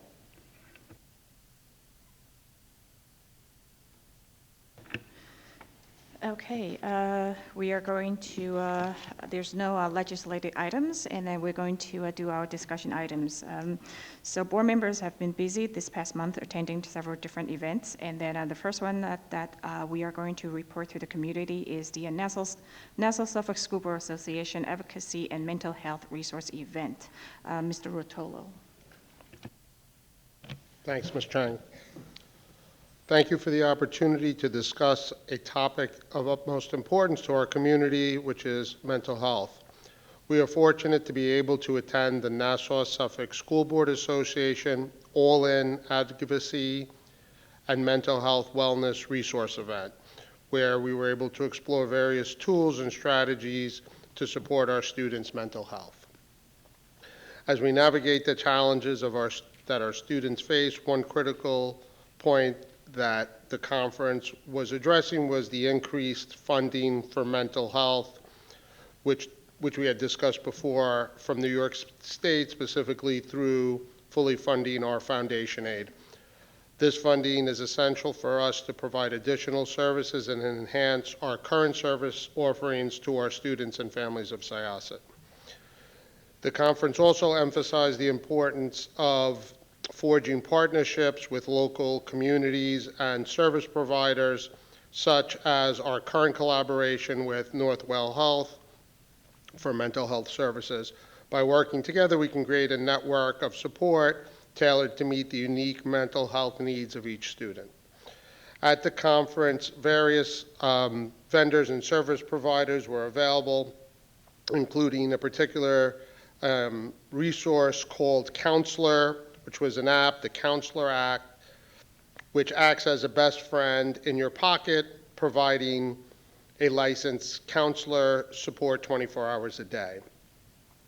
Additionally, we were encouraged to reach out to our state legislators to advocate for funding dedicated specifically to mental health services, not just for our school, but for also our healthcare providers. The current resources that they've been providing are not sufficient. The highlight of the evening was a keynote speaker, John Paul Gonzalez, which was particularly fitting given that it was just Super Bowl weekend. Mr. Gonzalez is a remarkable teacher who actually inspired, or was part of inspiring the New York Giants to turn their season around and actually win the Super Bowl. Mr. Gonzalez was a former professional basketball player and made the courageous decision to leave the NBA to become a 9th grade social studies teacher in New Jersey. He is a passionate advocate for personal growth and community empowerment, and he is best known for his all-in philosophy. This philosophy emphasizes commitment, resilience, collective effort in achieving success. He believes that by fully dedicating ourselves to a cause or a goal, we can overcome challenges, inspire those around us. His approach encourages us to embrace our potential and work collaboratively and support one another on our journey. One of the most effective ways to support each child, Mr. Gonzalez said, was simply to be present for them. We can all make a difference by volunteering, mentoring, and demonstrating our community to the well-being that's often reflected in our teachers, coaches, youth ministry, which are significant impacts their lives, reminding us that truly takes a village to raise a child. Thank you, Mr. Rotolo. That was very informative. Okay. And the next item is the Nassau BOCES budget presentation. Dr. Park, you went to the presentations. So before I talk about the budget, I know you guys, the day before the first meeting was the last day for the school district in Nassau County to report whether they want to opt in out of regionalization. Out of 56 districts, 6 districts have decided to join and participate in regionalization. So the big picture for BOCES budget is the total budget is $524 million, and administrative charges is $34.7 million out of that. The projected cost increase, the reasons are the same as what we are experiencing. However, use of the agency's retirement contribution reserve to fund a portion of the employer share of both ERS and TRS will offset approximately $5.5 million. So they will, it will be reduced by $5.5 million. And one thing unique was Long Island High School for Art will be included in the 3-year average billing cycle model, just like Barry Tech and GC Tech, and it will simplify the billing process for the district, and it will reduce the rate for the school by approximately 10%. They gave $16.5 million refund in 2024 to 25, and they're expecting BOCES aid in 24-25 to increase from 23-24 by about 9.6% for the Nassau County schools, and for Syosset specifically, it's about 7.5%, so 4.3 million to 4.7 million. One thing they were very proud to say was RWADA, resident weighted average daily attendance increase is the lowest in 10 years to 0.79% at the billing rate of $126.49. One thing that concerned me was that there is a wait list for special ed classes there now, and I hope they resolve the situation, and I was wondering whether we have issues using their special ed services due to their lack of ability to accommodate everybody who's applying. And they have currently 42 active facilities, capital projects going on, and they have 8 new projects for next year. That's it. Okay, thank you, Dr. Park. Thank you both for attending these events. Okay, there's no unfinished business, and the board is going to entertain 2 walk-on resolutions. A1 is the denial of appeal filed regarding the imposition of discipline against a student known to the Board of Education. Can I have a motion, please? Mr. Greco, seconded by Ms. Levitan. Are there any questions? All in favor? Opposed? Any abstentions? A2 is the denial of appeal filed regarding the imposition of discipline against a student known to the Board of Education. Can I have a motion, please? Mr. Rotolo, seconded by Dr. Park. Are there any questions? All in favor? Opposed? Any abstentions? Okay. And we are going to move to our new business items, and that's the 12A is the approval of staff changes. Can I have a motion, please? Mr. Greco, seconded by Ms. Falco. Are there any questions? All in favor? Opposed? Any abstentions? 12B is the approval of stipends and hourly rates for 2024-2025. Can I have a motion, please? Dr. Park, seconded by Ms. Koshia. Are there any questions? All in favor? Opposed? Any abstentions? 12C is the approval of coaching recommendations. Can I have a motion, please? Ms. Levitan, seconded by Ms. Falco. Are there any questions? All in favor? Opposed? Any abstentions?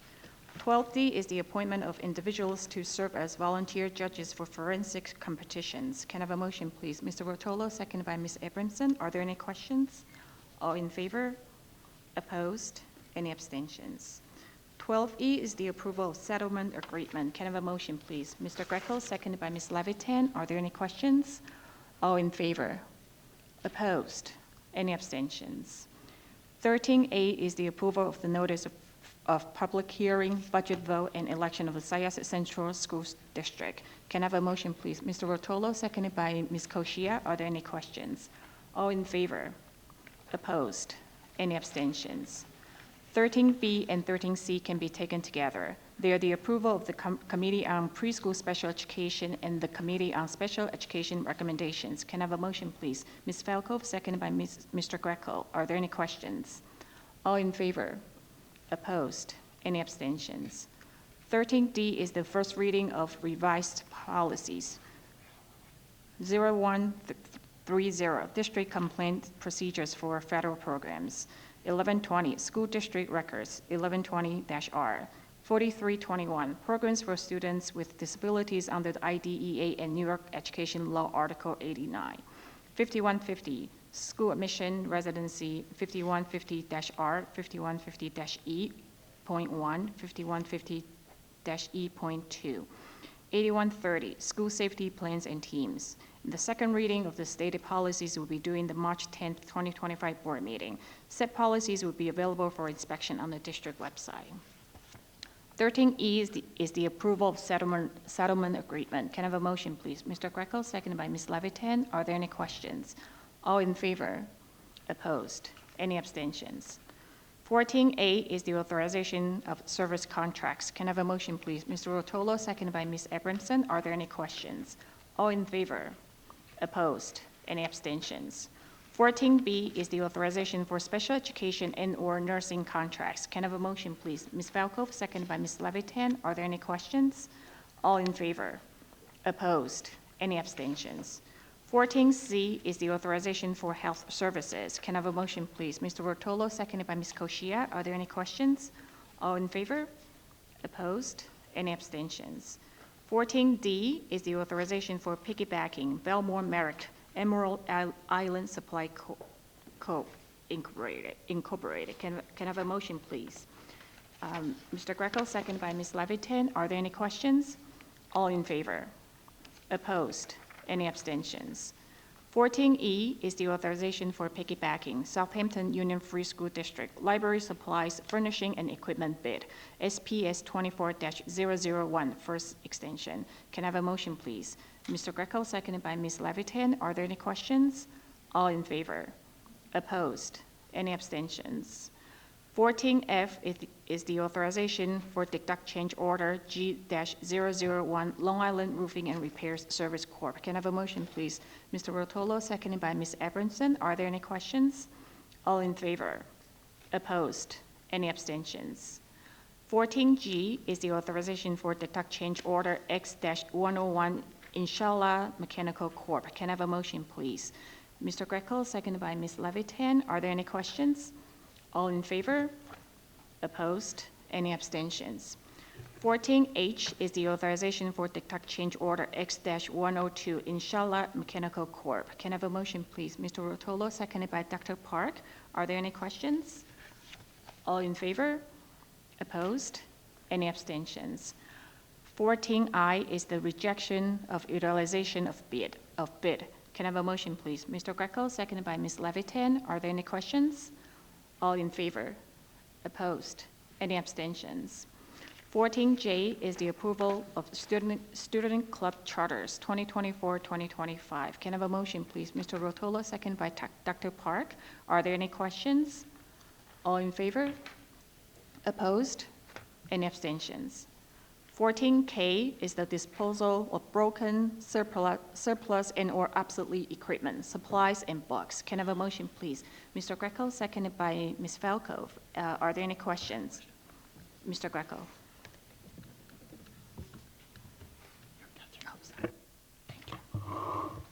Dr. Rogers, you probably know where I'm going to go with this because I've asked in the past. This list of surplus and obsolete equipment it includes a lot of Chromebooks and tech, and I'm wondering, I know we're very limited for where we can give away our, what we're calling obsolete Chromebooks and other technology, but may be used by others. Is there anything in the works that we're doing? I'm really thinking about the Chromebooks and the other tech, and I know in the past there were ways to use it, or nonprofits that were able to use it. There are some nonprofits. We have attempted to auction off some of our surplus equipment. So now that you've declared it surplus, it is something that we can try to auction off. We've had some success with that. Chromebooks are so inexpensive that our out-of-date Chromebooks don't present themselves as attractive for those kinds of things. There are some charities that will take these as donations, so we've looked into that as well. And we've also looked at recycling opportunities because the parts inside have minimal but some value as well. So we do try to get best value for things that you declare obsolete. Okay. All in favor? Opposed? Any abstentions? Okay. And now we are going to move to audience to the public. And please just bear with me as I read this. The Syosset Board Administration welcomes attendance at board meetings. The board business meeting will be live streamed and recorded. A link to access the live stream is available on the district website. The board values community input and provides opportunities to offer that input via email or in person. Persons who wish to speak during audience to the public must register online to speak in advance of the meeting by 5 p.m. the day of the board meeting. A link to the pre-registration form will be made available on the homepage on the district website 1 week before the meeting. Persons wishing to address the board in person during the audience to the public must conform to procedures adopted by the board. Speaker remarks must conform to the following. 1, all speakers and observers are required to conduct themselves in a respectful and civil manner in accordance with rules set by the board. Speakers must address the board only, not members of the audience or audience as a whole. Speakers must limit their comments to issues concerning the school district operations, school district affairs, or board policy. Because of the rights protected by state and federal law, no speaker may speak about an individual student or staff member, nor will the board or administration entertain questions in public regarding collective bargaining, negotiations, personnel matters, student matters, or legal matters. No speaker may speak about decisions involving specific personnel or specific students. If a speaker wishes to address the board concerning specific personnel or specific students, the speaker may write to the board. Speakers may not use epithets, slurs, personal abuse, lewd or obscene speech, profanity, libelous speech, threats, and fighting words or gestures, defined as words or gestures which may which by their very utterance inflict injury or tend to incite a breach of the peace. Any person who violates the rules above will immediately forfeit the balance of their time addressing the board. To be recognized to speak, person must register with their full name and address and attest that they will comply with the rules and stated above. In addition, only residents of the Syosset School District are permitted to address the board. Each resident will have 4 minutes to address the board and could be extended or reduced at the discretion of the chair for good cause. The board will not permit polling of the board members by speakers. After every resident wishing to speak had opportunity to do so, the board and/or administration may respond to residents' questions or comments. No residents will be permitted to address the board more than once per meeting, and no one may record another member of the public in a manner that is disruptive or confrontational. Okay? And I just want to inform the audience that if these rules are not followed, or if the audience heckles any speakers, I will first give a warning, and if there's a second breach of the rules, I will end the audience public portion of the meeting. Okay, with that, the first speaker will be Tanya Getz.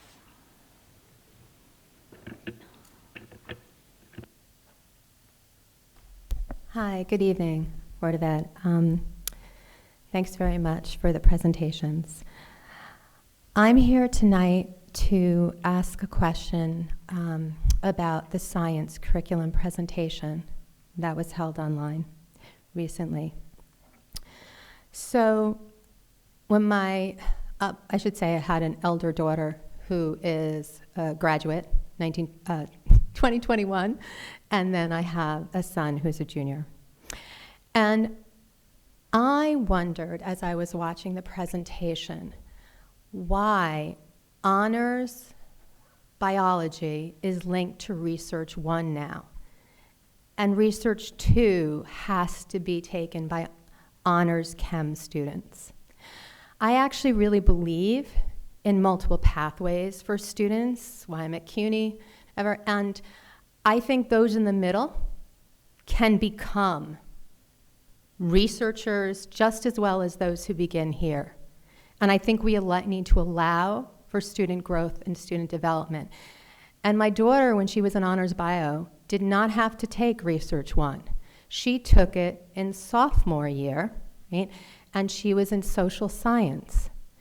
We really need to be very interdisciplinary and not just focus on the hard sciences. I think we need strong social science researchers, and I think we need strong research in many of the humanities as well. And when I look across the curriculum, where I see research is really only in the science department offered here. It's not in human ecology, it's not in English, except when you're talking about intro to college research. And I think getting your feet wet in research at sophomore and junior level can be really good for all students, no matter where they are coming in. I don't think they need to be honors students to be doing that. I had another question which regards to curriculum, and this extends past the science curriculum. And that is, we have SUPA classes in this district, and we have AP. But again, I feel as if there are other options that the district could look at in terms of dual enrollment besides SUPA, and that is Nassau County Community, where we already offer an art class, but only art. And I wondered why, again, because we do have such limited options other than the high achieving students in math right now. I think the program is very focused on that. Why not look at Nassau County Community? It can be a SUNY. It will translate. You have a lot of kids who attend SUNY, I think. And so that is another question I have, is why is dual enrollment not also at Nassau County Community, which is a close place, and we already have at least one course, the art, that can be done there. So those are my questions for this evening. I did send an email out as a follow-up to my last question at the Board of Ed meeting in January. Thank you so much for your attention. Have a great evening. Okay. Thank you. Okay. The second speaker is Ibrahim Khwaja.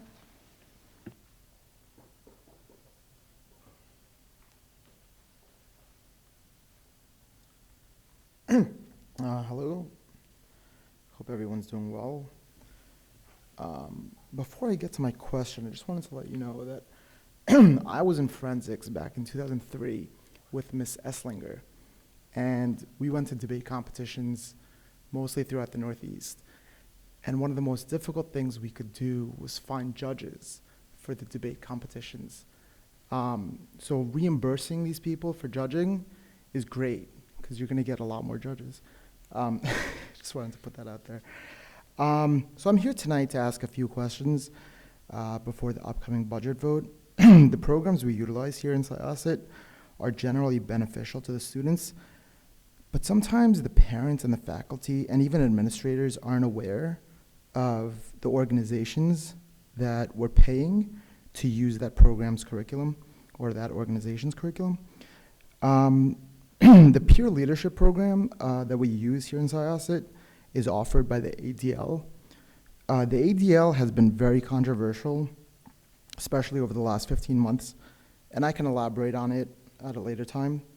But for now, I'd just like to ask a few questions, and if you don't have answers, that's fine, but if you can please let me know via email or at the next board meeting, it's fine.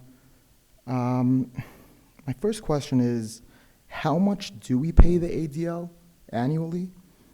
Number two, besides the peer leadership program that we use, do we pay the ADL for anything else? Number three, and I'll go a little slowly so you can write this down. When was the last time we considered an organization besides the ADL for its peer leadership program? From what I understand, we've been using it for several years now. Lastly, it seems like the ADL has been paid on an annual basis for several years. Have we paid the ADL the same amount, or has it gradually been more each successive year? And if you need me to repeat any of those questions, I'm more than welcome, more than happy to. Okay, thank you. You may take a seat. Okay. Okay. The next speaker is going to be Peter Trevette.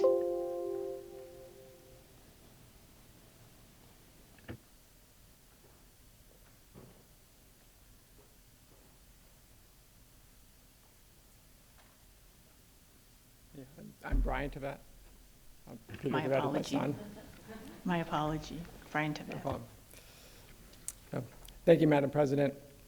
Last week, I had the pleasure of attending the PTSA Guidance Liaison presentation on the Peer Leadership Program at Syosset High School. I want to thank the PTSA, Assistant Principal Ruffini, and all the counselors, teachers, and staff who put together this presentation, which was fantastic and very informative. Peer leadership and peer educators are great programs that we should all be proud of, and I would like to see them continue and thrive. I have a concern, however, about two outside groups that Syosset High School works with on these programs. One of these groups is the Anti-Defamation League, which was mentioned by the previous speaker. The district has an annual service contract with the ADL for peer leadership training, which I believe is up for renewal next month. As I have previously outlined to the board, the ADL is very controversial right now because of its advocacy work for Israel, and I urge the board not to renew this contract. During the PTSA presentation, I asked Mr. Ruffini about this contract with the ADL, and he confirmed that the ADL does have a role in the peer leadership program. He said that the ADL is just one of the groups which Syosset High School works with to enhance the program. He mentioned another group which Syosset High School works with to enhance the program. I don't remember the exact wording he used, and the recording is not available yet, but I believe the other group he was referring to is the Holocaust Memorial and Tolerance Center of Nassau County. Now, I want to make clear that educating our students about the Nazi Holocaust is very important, and it is certainly appropriate to include Holocaust education in the peer leadership program. However, recently, HMTC has veered from its original mission, which was to educate students and the community about the atrocities of the Holocaust and the importance of tolerance and respect for all peoples. That is a laudable mission. It is regrettable that, contrary to this mission, HMTC has chosen to insert itself into contemporary geopolitical debates. Currently on the HMTC website, there was a series of videos which they produced called Mythbusters, and a link to a website which somebody else produced called Combating Modern-Day Anti-Semitism Through Education. In these videos and on this website, what is promoted is a very one-sided view of the Israeli-Palestinian conflict in which no mention is made of Palestinian rights, and in which the entire Palestine solidarity movement, including the student protests in our universities, is demonized and characterized as anti-Semitic. With these activities, HMTC is expressing a highly contentious point of view, and whether or not you agree with this point of view, it is not Holocaust education. Since the Syosset Central School District receives federal funding, it is required by Title VI of the Civil Rights Act of 1964 to make sure that the benefits of the peer leadership program are available to all students regardless of race, color, or national origin. Tensions around the Israeli-Palestinian conflict are very high right now. I know there are many Syosset students who sympathize with the Palestinians, and I'm concerned that some of these students may not be comfortable participating in the peer leadership program, knowing that the ADL and HMTC are involved. I know that the ADL and HMTC have historically played an important role in developing these programs in Syosset, but given their recent controversial activities, I think it is time for us to part ways with these organizations and carry on our own peer leadership and peer educators programs without them. Thank you. Okay, thank you. This closes the audience to the public.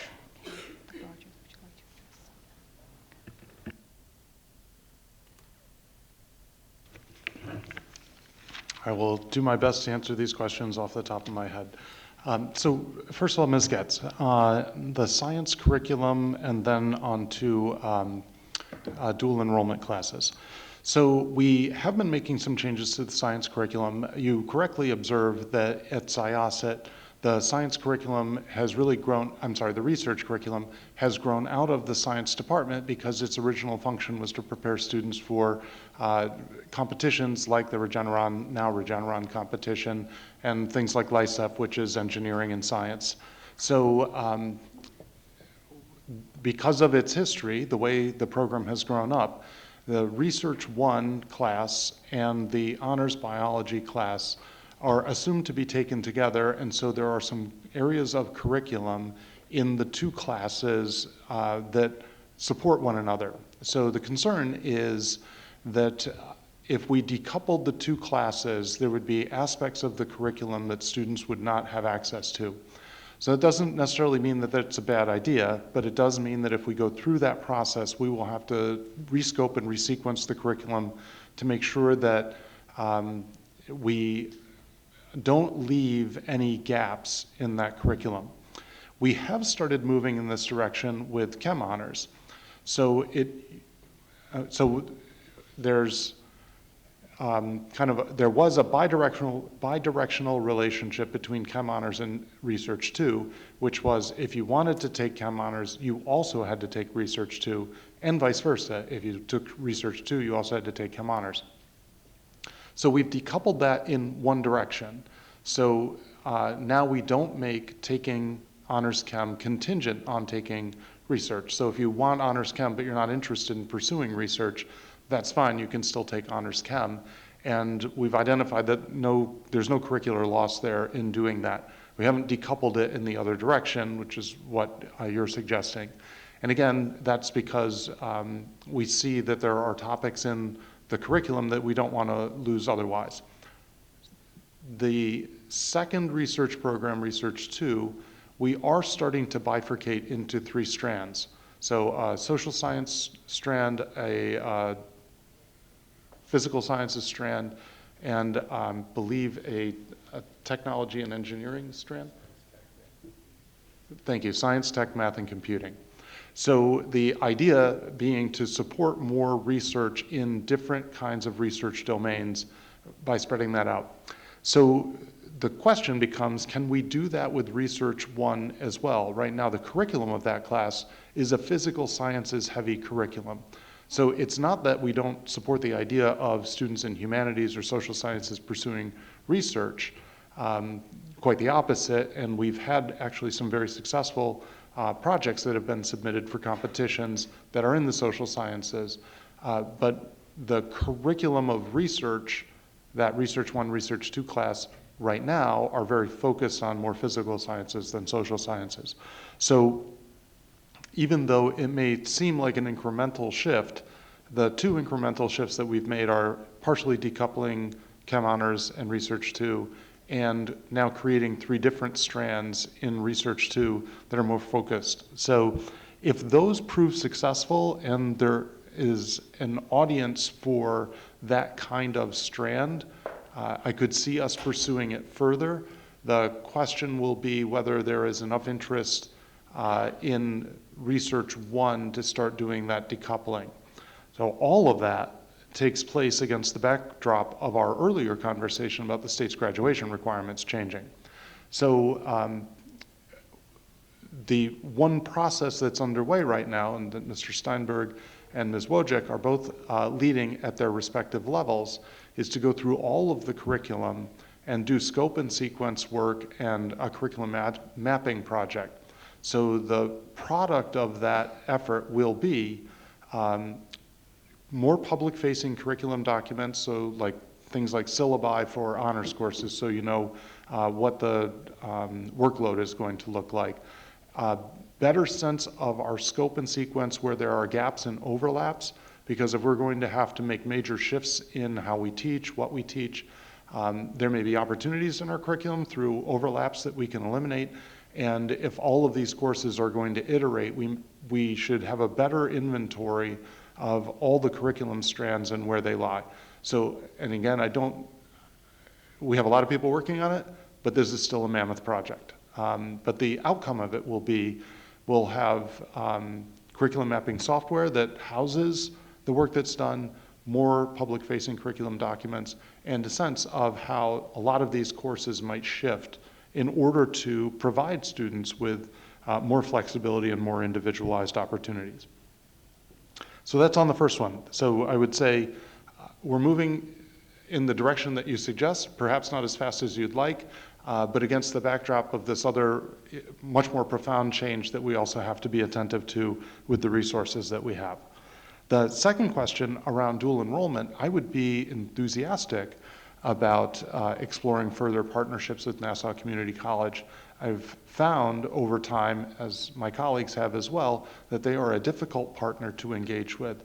Part of their challenge has been a lot of leadership turnover, and they still are in the process of identifying a permanent leader for the college.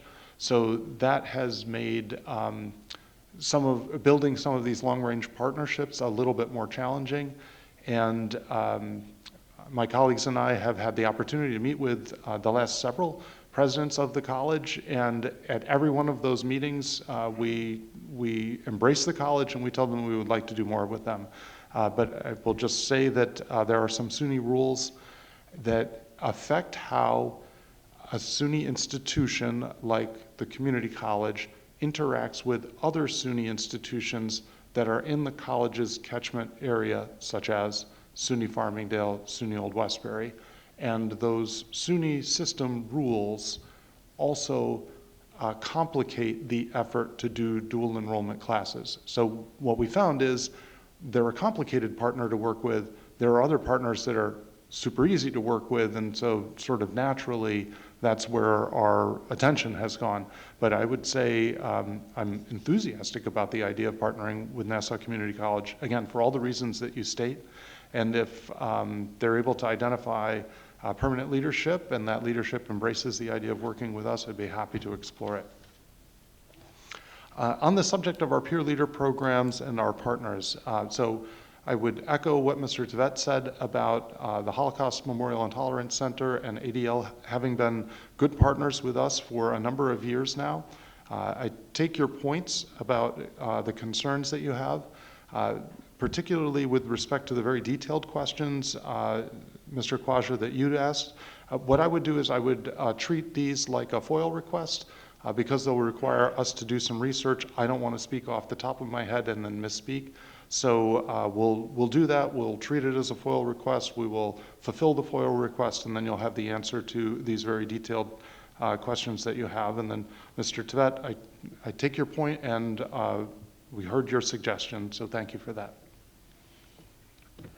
Okay, thank you, Dr. Rogers. Okay, so the next board meeting will be Monday, March 10th, and meeting adjourned.